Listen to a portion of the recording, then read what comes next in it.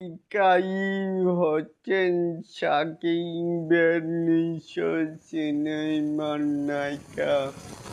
জয় বন্ধুরা, রয়েছি এলেন আপনাদের সাথে।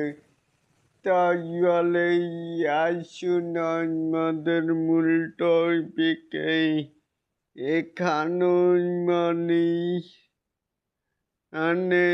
চ্যানেল এই নিউজটি করেছেন যে প্রিয়তমার ওই বরবাদ এরপরে একবারও সাকিবের নায়িকা ইদিকান পাল।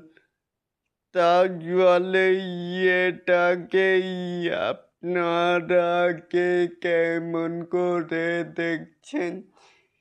চাইলে কিন্তু অবশ্যই নিচে থাকা কমেন্ট বক্সে জানাতেই পারেন। আর এরকম আরও নিত্য নতুন মেগাই স্টার সাকিব খানের এই আপডেট পাওয়ার জন্য অবশ্যই চ্যানেলটিকে সাবস্ক্রাইব করবেন অ্যান্ড বেল বাটনটিকে বাজিয়ে দিবেন।